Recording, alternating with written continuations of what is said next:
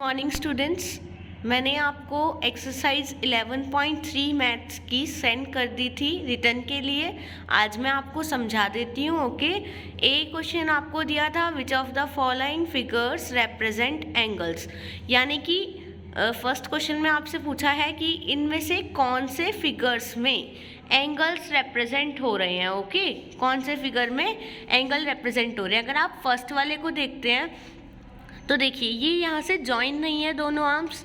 तो जब ये जॉइन नहीं है, एंगल होता है जब दो आर्म्स एक ही कॉमन एंड पॉइंट से जॉइन हो। ठीक है, इन दोनों के एंड पॉइंट्स अगर आप देखेंगे तो एक का एंड पॉइंट यहाँ है और एक का यहाँ है, तो इसलिए ये एंगल नहीं है।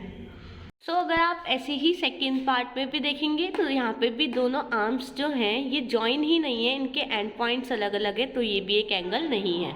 ओके, एंड थर्ड में देखिए, इनमें जो दोनों आर्म्स हैं ये जॉइंट है, इनका जो एंड पॉइंट है वो सेम है, कॉमन एंड पॉइंट है, तो इसलिए ये क्या है, एक एंगल है, तो इसलिए हम इस पर राइट लगा देंगे।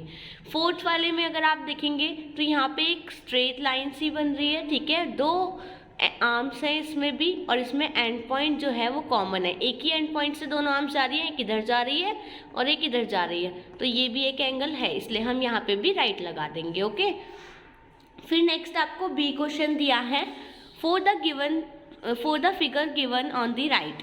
यानी कि इस फिगर को देख के आपको कुछ क्वेश्चंस के आंसर्स देने हैं। फर्स्ट है, name the vertex of the angle. Vertex होता है जो एंगल का and point, common and point होता है, उसे हम वर्टेक्स बोलते हैं।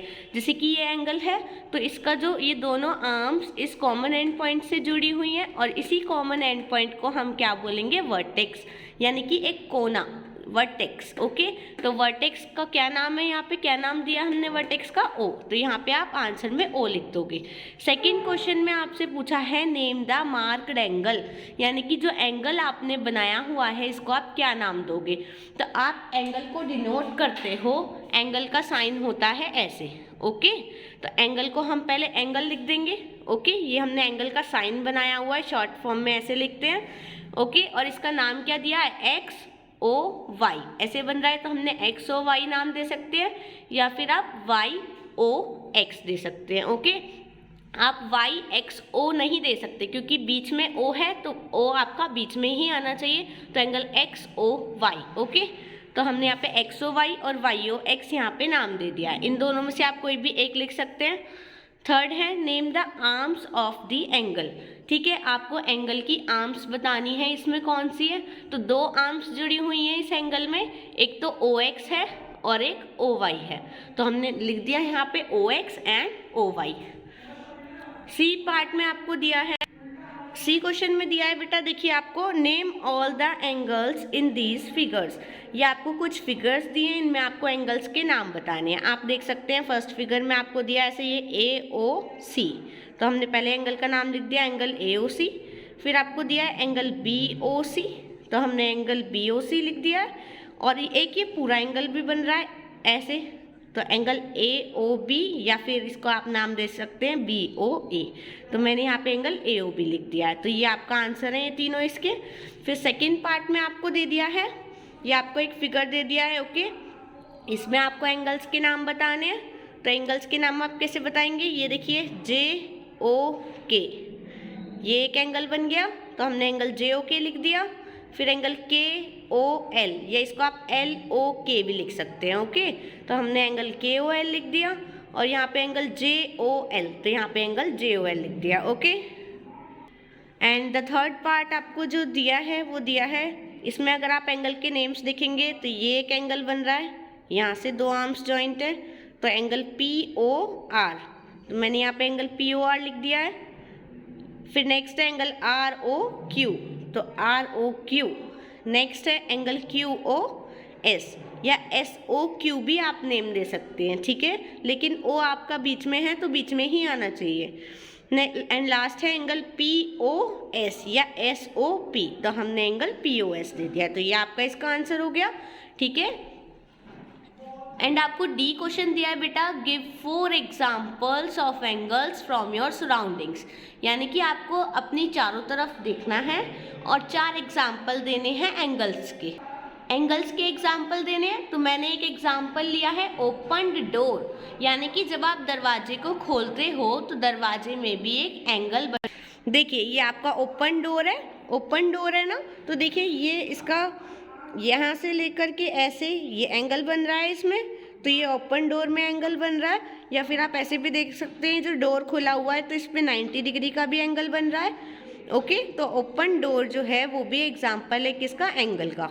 नेक्स्ट मैंने आपको दिया था कि आपकी विंडोज़ की जो रोड्स होती हैं, लोहे की रोड्स, उनमें भी एंगल बन रहे होते हैं। अगर आप देखेंगे ये आपकी क्लासरूम की विंडो है, तो इसमें भी आपके जो रोड्स हैं ये देखिए इनमें 90 डिग्री के एंगल बन रहे हैं। और कुछ कुछ विंडोज़ में ज़रूरी नहीं है 90 ही हो, और एंगल्स भी हो सकते हैं। थर्ड मैंने आपको एग्जाम्पल दिया है the hands of a clock, यानी कि क्लॉक में जो सुइयाँ होती हैं, जो हैंड्स होते हैं उसके, वो भी एंगल्स का एग्जाम्पल है, उनके बीच में भी एंगल बन रहा होता है। एंड लास्ट आपको एग्जाम्पल दिया है between 2 fingers of our hand, यानी कि अगर आप अपने हैंड की 2 फिंगर्स लेते हो तो इनके बीच में देखिए, अगर आप ऐसे देखेंगे तो एंगल बन रहा है। ओके, समझ में आ गया। नेक्स्ट लास्ट क्वेश्चन आपको दिया है, in the figure shown on the right classify the points A, B, C, J, K, L, T and P as being in the interior of the angle or exterior of the angle or on the angle। यानी कि इस question में ये बोला है कि आपको जो राइट साइड में फिगर दिया हुआ है, शो किया है जो फिगर, उसमें एक एंगल बनाया हुआ है और आपको ये क्लासीफाई करना है, ये बताना है कि उसमें इंटीरियर पॉइंट्स कौन से हैं, एक्सटीरियर पॉइंट्स कौन से हैं और ऐसे कौन से पॉइंट्स हैं जो एंगल के ऊपर बने हुए हैं, ऑन द एंगल हैं। तो यहाँ पे देखिए ये मैंने आपको एंगल बनाया हुआ है, ठीक है। इंटीरियर का मतलब होता है, इंटीरियर का मतलब होता है बेटा, इंटीरियर का मतलब अंदर, ठीक है। तो एंगल के अंदर कौन से पॉइंट है, ये आपका एंगल बन रहा है तो ये इसके अंदर पॉइंट्स हैं, ठीक है। तो ये इंटीरियर पॉइंट्स होंगे, तो जे, के और एल इसके अंदर हैं, तो ये हमने इंटीरियर पॉइंट्स में लिख दिए हैं। एक्सटीरियर का मतलब होता है बाहर, तो एंगल के बाहर, ये आपका एंगल है, इसके बाहर कौन से पॉइंट्स बन रहे हैं वो आपको लिखने हैं, ठीक है। तो एक्सटीरियर पॉइंट्स हो गए एक्स और एम, देखिए आप देख सकते हैं दोनों बाहर हैं एंगल के, तो x और m हमने लिख दिए एक्सटीरियर पॉइंट्स में।